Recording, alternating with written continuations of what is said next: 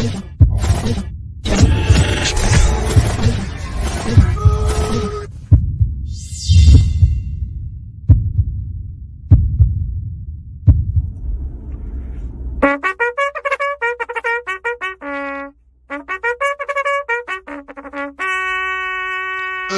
morning, good morning, good morning. You know, it's so funny. I hear that sound, and then over the last couple of weeks, it's actually been in horse racing.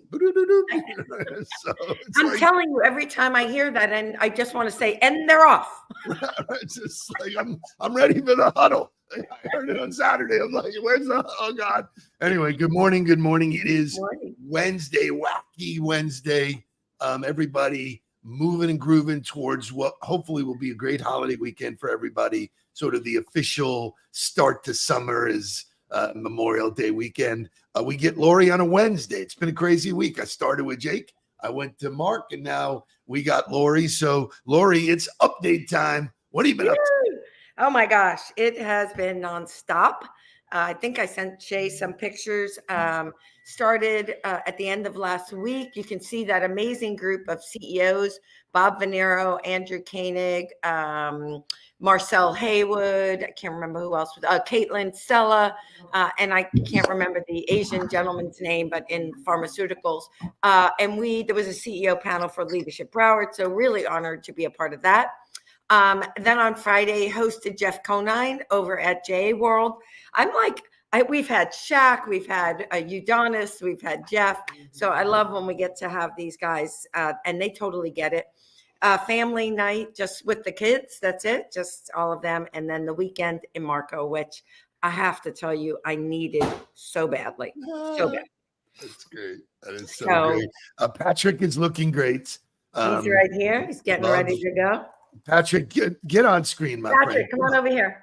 Come say good morning to everybody. He's coming. I want everybody to see the power of a well-groomed man. Let me see that haircut. Look at that haircut, dude. You are killing it, man. Be careful. Forget the haircut. Look at the awesome stash. He's got it going on, man. You got it going on, brother. You got it going on. Go have a great day. So great updates. I did not know that you did that event at Leadership Broward. Great job. Great. Yeah, it was nice to be back because for those who don't know, I was CEO there for about 2.5 years, right before I came to JA. And so glad to see it still going strong. Yeah. And further fun fact, that was my first stage appearance, was given to me by you. You owe me. You owe me for your career, your speaking career. It was so great, man. It was. I remember giving the tape to my friend, and he said he critiqued it. He said, "Dude, you made me dizzy. You were going back and forth so much. I was so fucking nervous, man."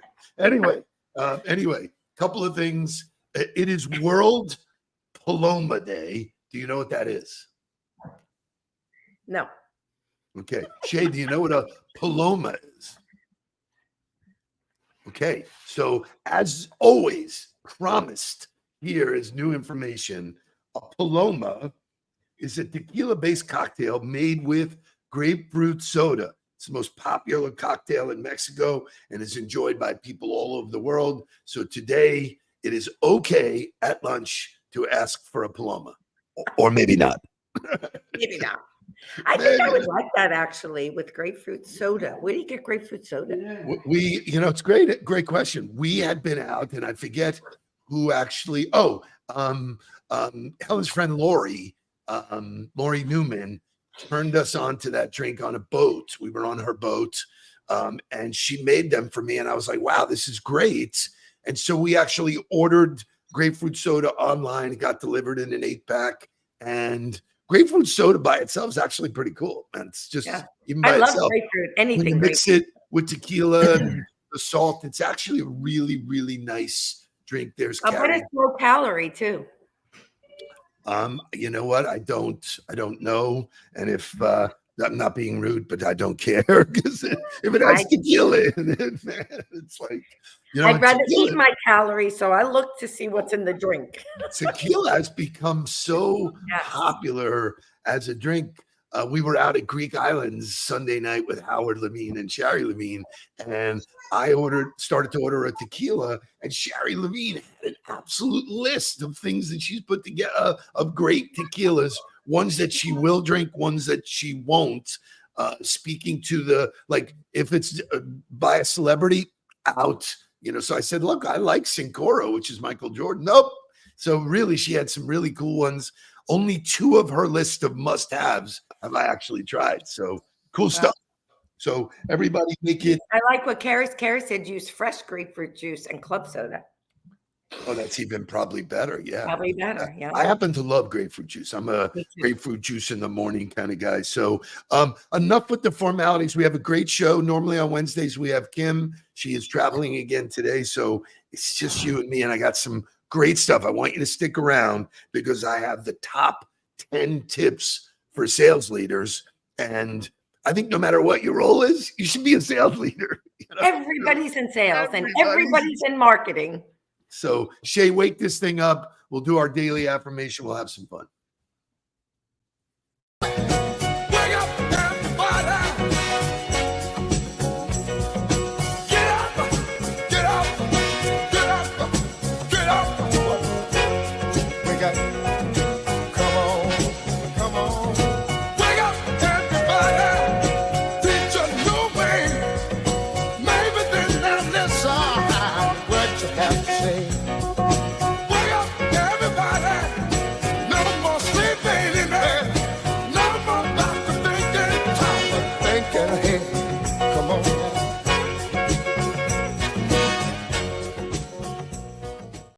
Oh, so good to see everybody here. Donna Goldfarb, Jeff Bishop, Laura Brody coming to us from over in St. Pete. Great job, everybody. As we do every day, we do a daily affirmation. This feeds the mind, feeds the soul, frames the day, pushes the negatives out.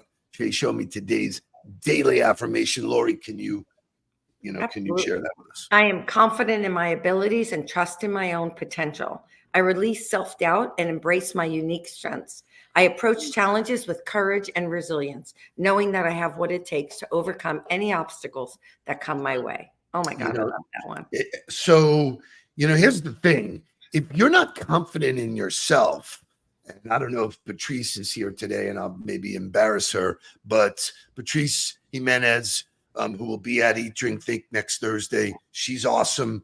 Early stage entrepreneur. She's going to be celebrating 1 year in July. She is crushing it, and lots of things are falling in line. And we unpacked why. And I said, you're confident. People smell confidence. If she knows her shit. She knows who she's talking to, what she's talking to her about, and you can't fake that. Yeah. You just cannot. It's so interesting. So I think I mentioned last week, and everybody on here who lives in Broward probably knows that Susie Levan, who was a longtime community philanthropist, passed away. And so I went to the Shiva Monday night, and they had asked me to put in some words. I guess they were doing some nonprofit leaders who she had worked with and friends. And I basically said, first of all, she always told you what you needed to hear, maybe not always what you wanted to hear. So that was number one. Number two, she was pushy as all hell, right? She was strong. She was, somebody said controlling. I didn't see it that way. But at the end of the day, what we all said was she got shit done. She was confident in who she was. Right. So she was okay with being described as those things because she was also compassionate and empathetic. Right. And all those other things. And we talked about both sides of her. And so for the women out there, I really want them to hear that because we struggle sometimes with being that strong, confident person. Right. But making sure that there's that other side of us that people see as well. It's okay for them to talk about us in both ways when we die. Yeah. Susie, God rest her soul, she had done our Tell Me Something Good when we did that series. What a phenomenal story. Both her entrepreneurial journey and the events in her life were just, incredibly magical, if you will. But I remember back to when she started Balance Magazine. It was like, who the hell is this person? and she just busted down doors that nobody got through, which I loved. I'm attracted to that let's go kind of mentality. So thank you for bringing her up. While we're on philanthropy, you sent me this article. I don't know if it went unnoticed, but it certainly is big news. Melinda Gates, rather. Melinda Gates basically stepped down as CEO of the Bill and Melinda Gates Foundation. Right. And formed her own. He gave her, I forget what it is, like, I don't know. 12.5 billion. Right. To start her own foundation. So, you know what? Not a bad thing, but, and she'll do what she wants to do with it. And I'm sure their foundations will probably do some things together, but yeah. So crazy stuff. She is very committed to philanthropy. But answer this for me. Is it easier for her because she has all that money? To be committed to philanthropy? Yes. No, I think she's just giving and making a bigger impact. But I also love that she's very committed to women, empowering women and girls. So she's very, to your point. Yeah. And they were sorry to see her leave, but that marriage had broken up long before. So it's still kind of funky. So I have a question for you. It's something that had come up for me that I thought was worth digging into. And the question is the difference between patience and waiting. I think patience is something, right? As something's evolving, having the patience, right, to work through it and to but waiting, I don't know, they're different. Waiting is more like waiting is just like, okay, it's like I'm waiting for it to happen, whereas patience is nurturing it. Let's unpack this. Waiting means you haven't put the work in, you haven't done the activities, because when you do the activities, then you need to be patient. If you plant a garden, and I know this is the same BS that I've been hearing and owning for a long time, but patience is plant the seeds. You have no control over which ones are going to grow or whatever. Same thing in the wine business, which I found fascinating when I visited Napa, is that, it's basically a 3-year incubation period before you actually see, and all kinds of things can happen in between. But waiting is a wasted effort. Well, I'm just waiting. No, you have to do something. It has to be continual effort. Continual effort, I think, earns you the right to be patient. I've done the work. Now I need to let it be. I need to nurture it. I need to be okay. I think when we talk about salespeople, I think salespeople get like, oh my God, I'm speaking to somebody and I'm just going to try and close them, which I talked about in my video yesterday. No, nurture it. It takes time to do that. So very big difference between patience, which I think is earned, and waiting is not, and that's what I think we're kind of about saying the same thing. It's about cultivating, right? It's about patience. Even when I think about patience with our children, patience with our team, right? It's about cultivating them, helping them to grow, right? I'm not just sitting here waiting for you to grow and get better. I'm helping you to grow and get better and evolve. Mr. Bishop hits it on the head, as he always does. Waiting is hoping, and patience is confidence. I like that. Preparation. Shay, can I get a, bang on that? Pulls up, 3-pointer. Bang! Bang! It's good! Oh, Jeff got a bang. Oh, bang. Good stuff. Great motivational music this morning. We have her, which is the name of a lady and collaborating with Keith Urban. This is what's so cool. I want to keep driving this point. Collaboration. Oh, by the way, it's a C word. Collaboration brings confidence and boom, courage. Let's give all the C words. All the C words. Let's go.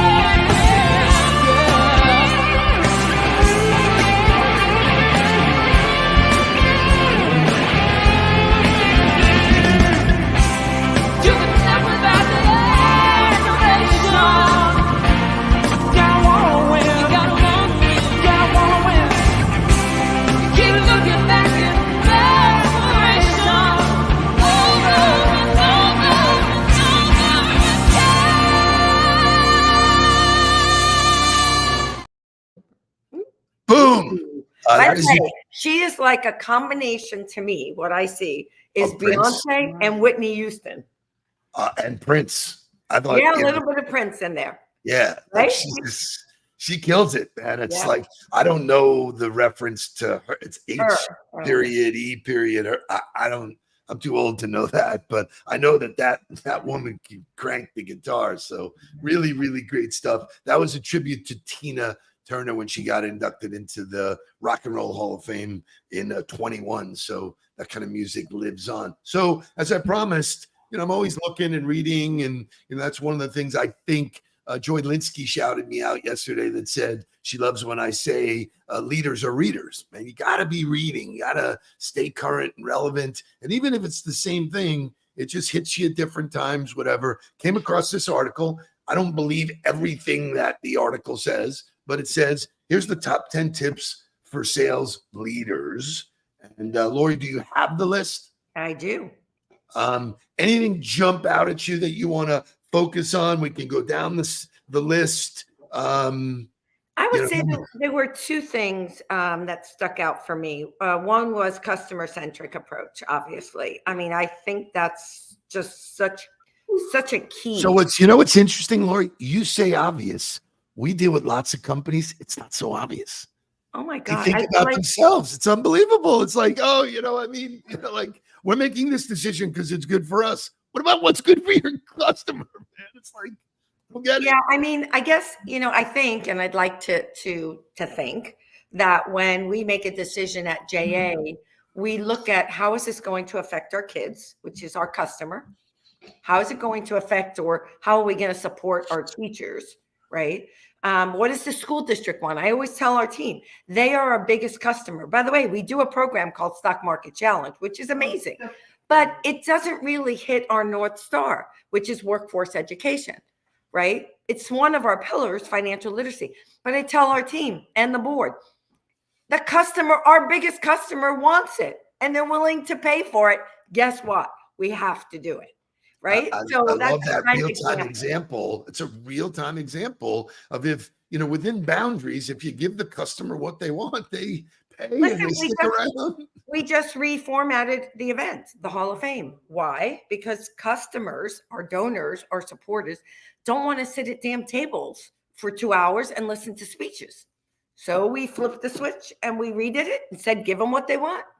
So I love that. For me, number 2 on this list, it says foster remote collaboration. Couldn't be any more on point for the way I'm programmed, why I showed the last 2 motivational musics. Forget about remote, forget about it. Collaboration is the key to major success. Nobody did it by themselves. Jeff Bezos didn't do it by himself. Mark Cuban didn't do it by himself. Zuckerberg didn't do it by himself. They all collaborated. They came up with a kernel of an idea. They put smarter people around them and then grew from that kernel. So, I'm so bullish on collaboration because salespeople think they're alone. It's on me. And no, man, I collaborate with lots of people who give me so much value. They don't necessarily buy from me. There's no transaction, but they give me so much in terms of quality feedback, camaraderie. It's lonely to be an entrepreneur too, so I love that. That goes back to the conversation we had, I think it was last week, about the silos, right? And really breaking down the silos is really about collaboration amongst the different teams and departments, right? So, and that absolutely gets you better results. So I think that falls right in line with what we were talking. I think the other one for me, and I kind of combine 2 of them, which is the upskill and training, but then I also include the data, the tools. So I kind of put those 3 together as really important things that you got to have. You've got to keep investing in your sales teams. They've got to have the tools to research prospects, right? To grow their network, all of those things, and the resources, right? So I think those 3 things together are the next important thing for me. Do not disagree. I'm going to think, we are in a data-driven world.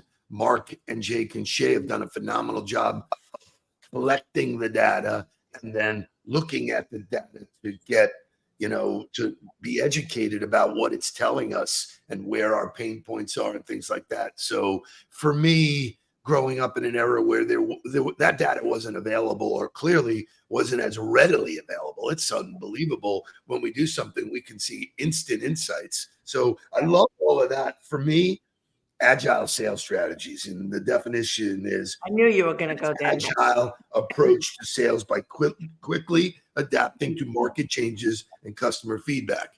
So, I had somebody come inbound, I won't say who it is, trying to recruit me to a company, right? And it was the standard muckety muck. And if you're willing to join our program, it's a 2-year leadership track. And I was like, obviously the guy had no idea who I was. I mean, it's just ridiculous.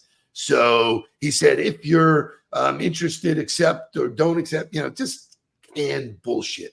So I, like, for sport, like going after it, I said, I'm not interested, but I'm curious, and I said to him, does this sales strategy work?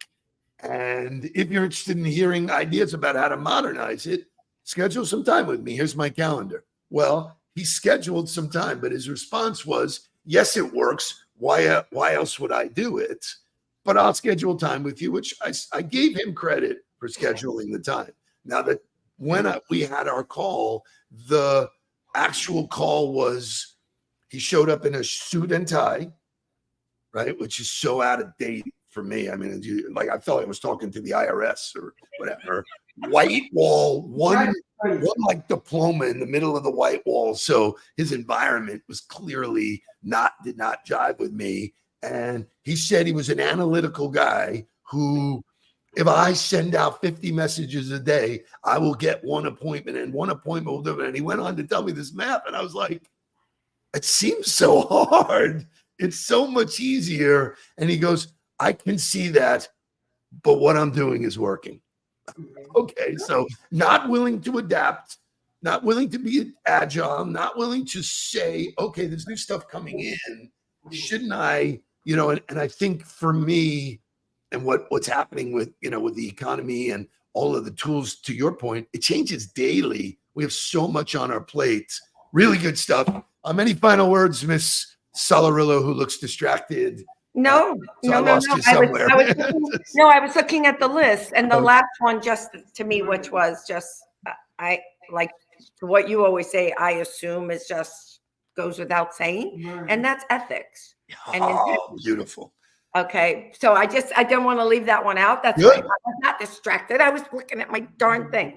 But yeah, so I think we have to mention that, because maybe it's not always a given in our world today, or ever for that matter. So I just want to mention that. Well, so I know we're in overtime, but we're cool. What would that mean to you? What would the ethics behind the salesperson? How does that show up? I'm curious what your thought is, because you're spot on. If you're not an ethical person, it will blow up at some point in you. You can only bang so many people on the head. Yeah, I think for me it shows up as authenticity. Okay. I and values and integrity. So, and when I think about this one, I think about, who do I want to do business with? Who do I want to surround myself and my team? Number one. And number two, who's my customer? Do they share my ethics and values and beliefs and culture? Right. Wow. So I think it extends beyond me being ethical, but it's also, who do I want to work with? Right. If I've got donors or people that don't share my values, we have two situations where we have let those donors go. It's so funny, because I ask people this question. I go, have you ever had a bad client, or bad client experience? And they go, oh, and they can tell you stories on top of stories. And I go, when did you know it was a bad client? And they think for a second and they go, probably in the first 30 seconds. Right. It's like, so right. People, that's what that ethical thing for me is, you see the money at the end of the tunnel, but you're willing to put blinders on and say, I'm good. Pay attention to the flags. There's a difference between difficult customers and unethical customers. There are always going to be difficult customers, but that doesn't mean that they're unethical. They may be demanding, there may be other things, but that's okay. I can deal with that. It's the unethical part. Awesome job as always. Have a wonderful holiday weekend. I am done. You'll have Mark and Jake tomorrow. I'm and on then PTO this week. I just want you to know how much you all mean to me. thank you for showing up. It all is all about showing up. Tomorrow it's Mark and Jake. Friday is a replay. Monday is everybody's Holiday. off. We take a break. Holiday, no huddle. And then we'll be back Tuesday to kick some ass. Yeah. Get down to business. Please don't worry about me. I'm about to let my heart speak. My friends keep telling me to leave this. So let's get down to business.